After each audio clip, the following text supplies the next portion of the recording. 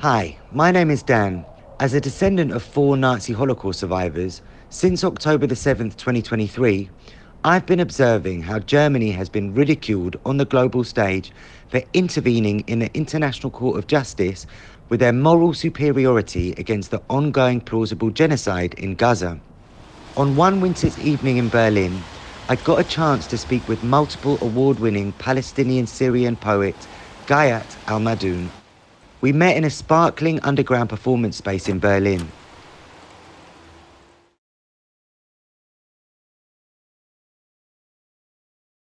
How are you doing? Yeah, I'm okay, but like in general, in our situation, it became like existential question. What will be the answer? Yeah. I'm okay, but my family is not. Yeah. Like two families, one in Syria and one in Gaza, and both of them in a very bad situation. Yeah.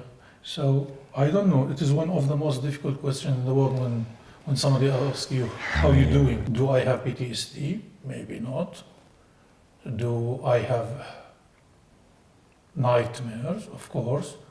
Do I feel disappointed? 100%. I lost. Last time I checked what's going on in Gaza for my family last week, 7 days ago, I lost 122 people, like 90 children. What make it easier, if I can use this word, sadly, that compared with Syria, these people I don't know. Yeah, because of the Israeli occupation, I can't go to Gaza. I visited Palestine 5 times after I became Swedish, because everyone allowed to go to Palestine, but not the Palestinian.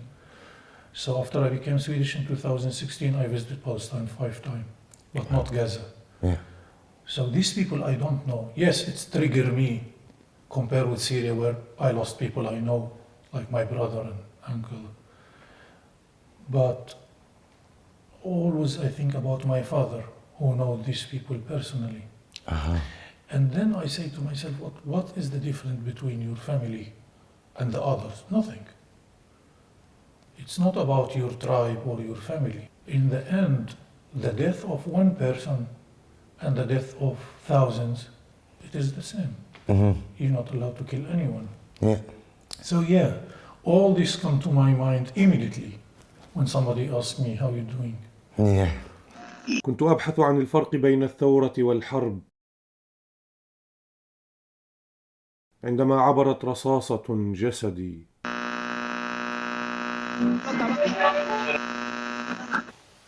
How did you become a poet? What was the initial resonance or this thing that sparked your soul with poetry? So it's all about that I want to write a love poem. Also, it's part of my DNA, if you can say. So my father is a poet and his brother is a novelist. So from my father's side, wow. like two writers.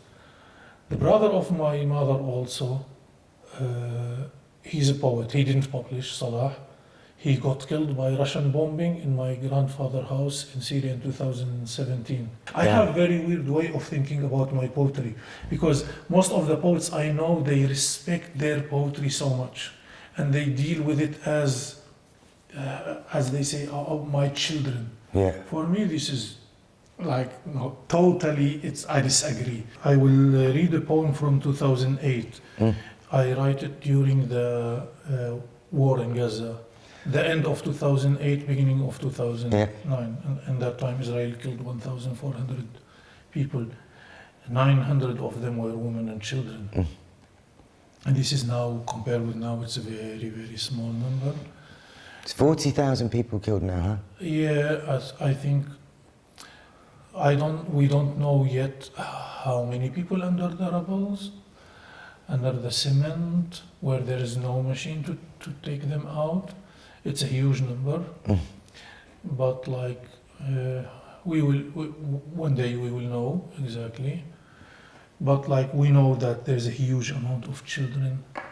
It is the amount that it is, I think, the biggest amount of children got killed in bombing in history, outside Hiroshima and Nagasaki, the atomic bomb. So you can't kill 13,000 children in 3 or 4 months. by mistake, and there's another 3,000 or 4,000 child is under the cement. So it is really huge amount of people. And like even if you take any category, like if you take the people who work in United Nations, it's the biggest amount they lost in their history. If you take the journalists, and this is really weird, because like we lost more than 125 journalists in 3-4 months, while in 7 years second war, including the Japanese who got killed in the atomic bomb, 2 atomic bombs, including all the journalists got killed from all the people who have, we lost in the second war 67 journalists. Wow. In 20 years of Vietnam War, we lost 63 journalists. So how you could lose 125 journalists in 3 months? There is no way to have that if you are not systematically targeting them. Yeah. And this is give you more and more about this genocide. Should I read for you? Yeah, please do, yeah. Please do. نحن المتناثرين شظايا الممطرين لحما نتقدم بالاعتذار الشديد من هذا العالم المتحضر فردا فردا رجالا ونساء وأطفالا لأننا وبدون قصد منا ظهرنا في منازلهم الآمنة بلا استئذان نعتذر لانطباع أشلائنا في ذاكرتهم البيضاء كالثلج ولأننا خدشنا صورة الإنسان الطبيعي الكامل في أعينهم لأننا وبكل وقاحة قفزنا فجأة على نشرات الأخبار وصفحات الإنترنت والجرائد عارين إلا من دمائنا وبقايا أجسادنا المتفحمة نعتذر من كل العيون التي لم تجرؤ أن تنظر في جراحنا مباشرة لكي لا تصاب بالقشعريرة ونعتذر من كل من لم يستطع إكمال وجبة العشاء بعد أن فاجأته صورنا طازجة على التلفزيون نعتذر عن الآلام التي سببناها لكل من رآنا هكذا بلا تجميل أو تقطيب أو إعادة جمع لبقايانا وقطعنا قبل أن نظهر في الشاشات ونعتذر أيضا من الجنود الإسرائيليين الذين تكلفوا عناء الضغط على الأزرار في طائراتهم ودباباتهم لتحويلنا إلى قطع نعتذر منهم عن الصور البشعة التي تحولنا إليها بعد أن صوبوا قنابلهم مباشرة إلى رؤوسنا الطرية وعلى الساعات التي سيقضونها الآن في عيادات الأطباء النفسيين ليعودوا بشرا كما كانوا قبل تحويلنا إلى أشلاء مقززة تلاحقهم كلما حاولوا النوم نحن الأشياء التي رأيتموها على الشاشات والصحف والتي إن اجتهدتم في جمع بقاياها كلعبة البازل فإنكم ستفوزون بصورة واضحة لنا واضحة لدرجة أنكم لن تستطيعوا أن تفعلوا شيئا. Thank you. I really feel like these kind of poems are still working after 16 years or 15, 16 years of writing, that nothing changed.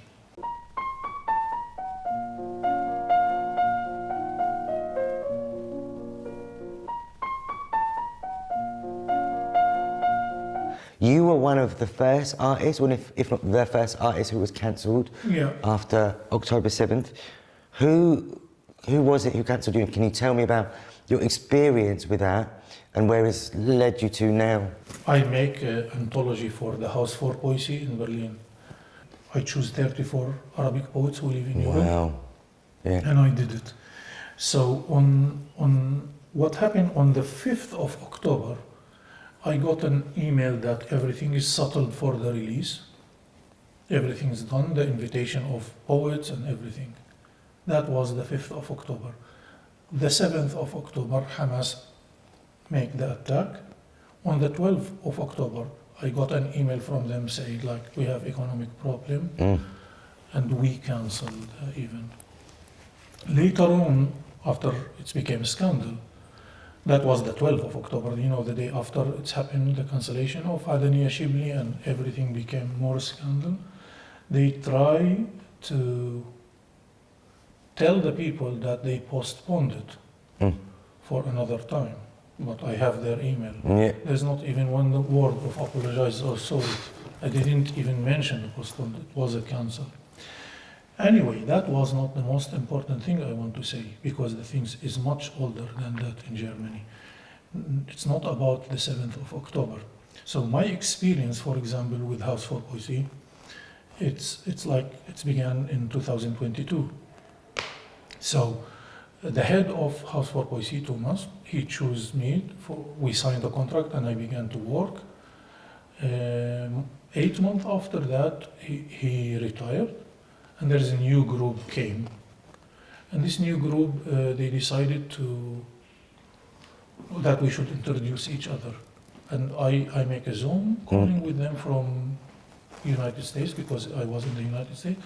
And the first things they asked me, the first minute in this Zoom call, they told me that we decided to add a chapter in the contract of the 34 Arabic writers that they are against BDS.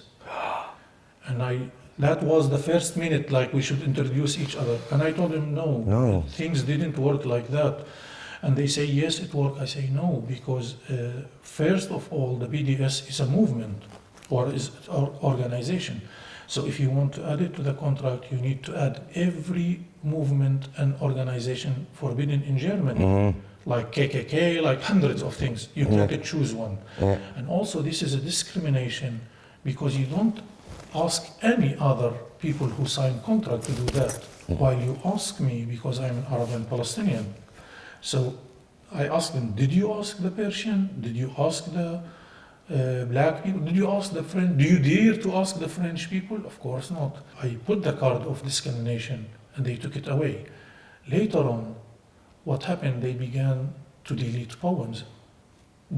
I am the co-writer, I am the editor, and suddenly I got an email saying that they deleted 7 poems from 7 poets, and 3 poets, they took them totally outside the anthology after we worked for a long time with 8 translators to translate them. And I noticed that most of the poem they deleted, it was connected to Palestine, Judaism, and the German history. But they were so coward, and they say it is quality. So systematically they erase every poem connected to Palestine.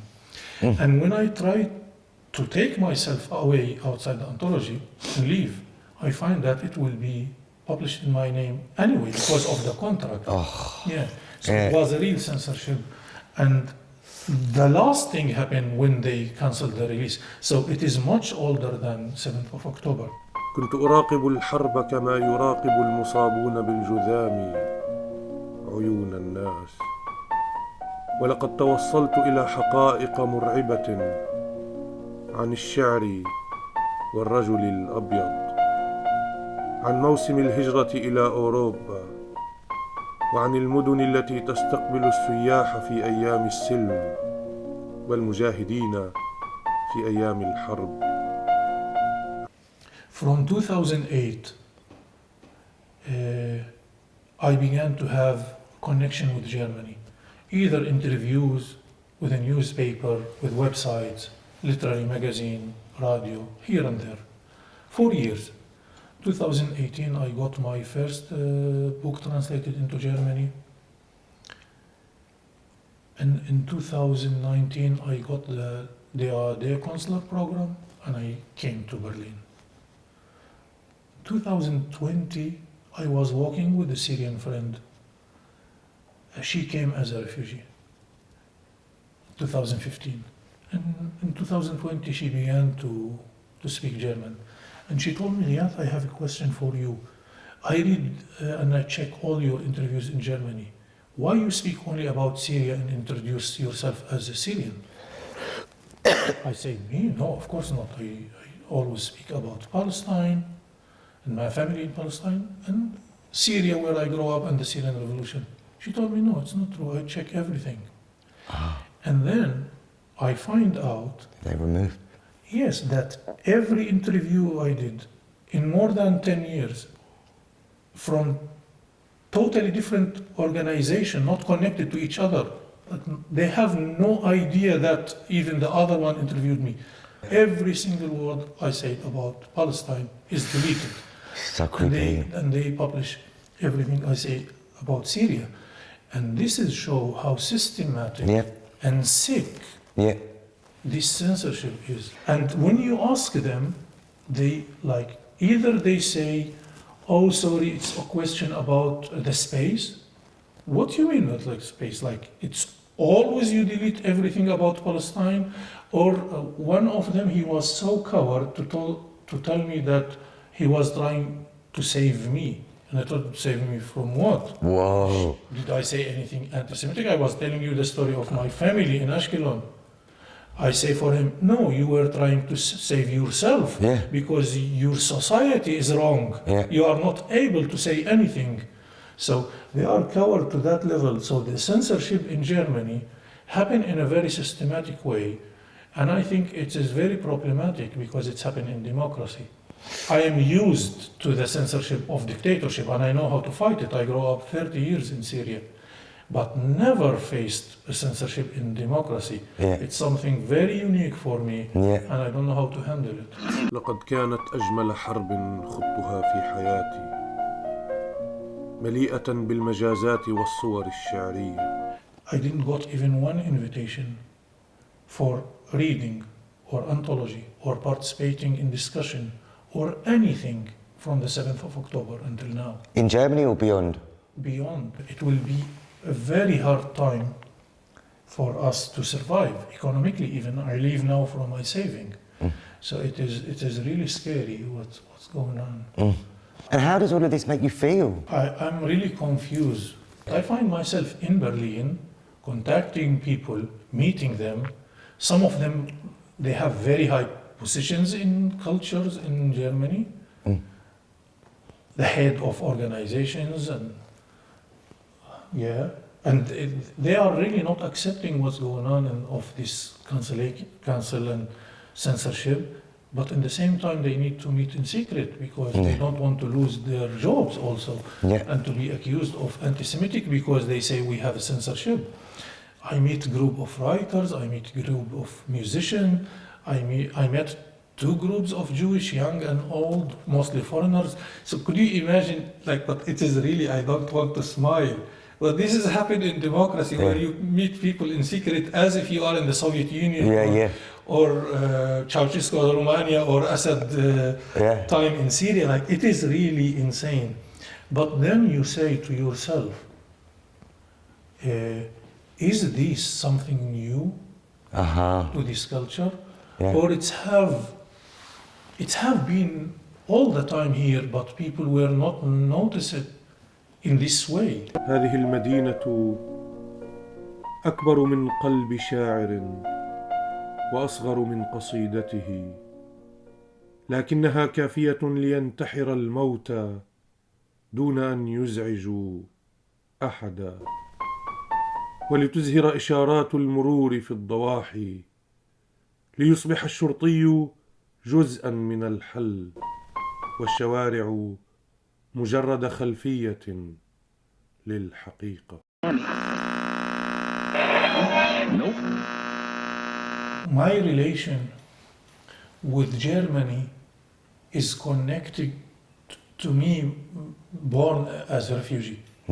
So this is one of the things that people didn't speak about in the Western world. They say, okay, we finish, the Second War ended, we feel sorry for the people who died, we admit that we make the Holocaust, we are done. They didn't know that there is 15 million refugees, Palestinian, who paid their land as a solution for this long history of anti-Semitic, what they call it, the Jewish problem or the Jewish question in Europe.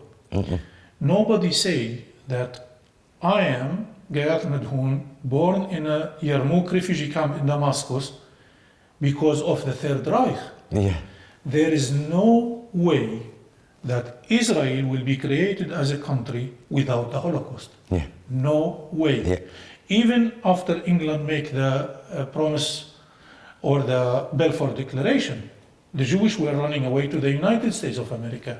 The need to have a Jewish state, it's happened only because of the Holocaust. So because of this city, Berlin, the Third Reich, this city is the reason why I am born even. Because there is no way for my father to go from Ashkelon to Syria if Israel didn't throw him. And in Syria where he met my mother, and I born because of this. So my relation with Berlin is very, very deep. It is first because it's given me the hope that we will rebuild Syria. Because this city were totally destroyed and rebuilt and reconstructed. And I always say, okay, because if this city is reconstructed, we could rebuild Syria and now rebuild Palestine, of course. And second, it is because it's a very cosmopolitan, multicultural diversity.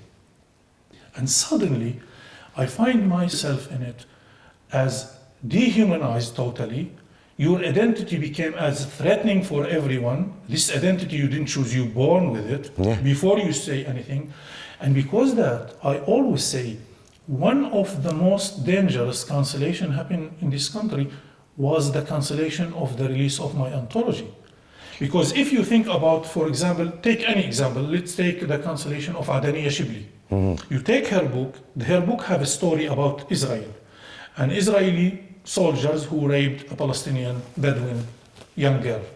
So when you judge this book, you could say, oh, this have criticized, or they criticize Israel or something. You could accuse her of anything. While the cancellation of my anthology is different. This is anthology for poetry. It's supposed to have 34 Arabic poets. They censorship 3, so it's have 31 Arabic poets. It have nothing political in the meaning. It have nothing about Palestine because they already deleted. So why they cancel the release? It is because of me, my identity as a Palestinian. So this is one of the most dangerous things, because it's remind us of their history when they were canceling people only because of their identity as Jewish. You understand? Without they say anything. Even if you say in that time, I'm Christian, they find that your ancestors were Jewish. You understand? So it's not important what you say. The most important who you are. When they decided that BDS is forbidden in Germany, or let's have a recommendation in the parliament, that was 2019. If I give you example, in 2022, in the Nakba Day, the day we go to make a silent standing and feel sadness of the day we lost our houses and country. So in 2022, I went to Hermannplatz to this silent standing, and we were arrested. They forbidden us to have a silent standing because they say we are emotionally, I don't know what is, they say that it could be emotions and could lead to anti-Semitic. But they are really lying. If this is the reason, I will not be sad. They are lying because they let more than 150 or 140, I don't remember the number, of a new Nazi demonstration to happen. So they give the permission to the new Nazi to have their demonstration, but they forbidden the Palestinian. And this is show that when they play the card of anti-Semitic, it's a lie. It's a lie. It's a real lie. If you are really caring about the anti-Semitic, you should stop them.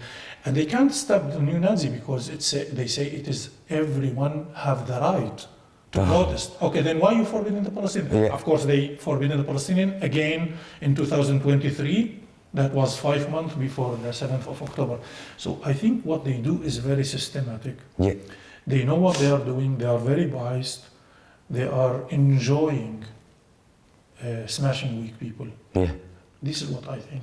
And that's one thing that's, become more and more stark as the years, particularly since October 7th, this is nothing to do with anti-Semitism. Like if you think about it, it's government and people, individual and non-individual.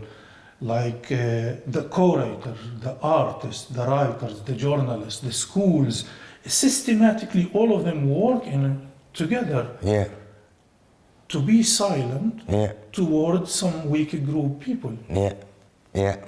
I think they are in the wrong side of history again. Big time.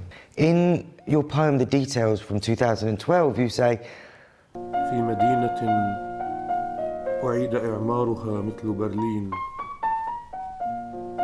يكمن السر الذي يعرفه الجميع، وهو أن لا، لن أكرر ما هو معروف، لكنني سأخبركم بما لا تعرفون. ليست مشكلة الحرب في من يموتون، مشكلتها في من يبقون أحياء بعدها. The poem, the details, it is a very strange poem because I wrote it about the people who got killed by sniper bullets in the demonstration in Syria in 2012, and I lost a lot of people. But in this part, I wrote it in 2012, I didn't know that I will be living in Berlin. Suddenly I find myself in this city, living in this city in 2019, so 7 years after I wrote this poem. And yeah, I always think about this, even from the private perspective. Like, I lost my brother, Ghassan, who got killed in Syria in the 2nd of April 2016. And my other brother, Mihar, who took a long trip, 8 months, from Syria until he arrived to Stockholm. 8 months. It is before Germany opened the borders. Wow. And I always ask myself, I'm so happy that Mihar, he arrived to Sweden. I ask myself, because the people say for me, oh, Mihar survived. And I ask, did he? Mm-hmm. Like, who is the survivor? Who survived? Ghassan, the one who got killed? Yeah. And he's outside this question. He will be young forever, 31 years old forever. Who survived? Like, the people who suffering from PTSD? The Walking Dead.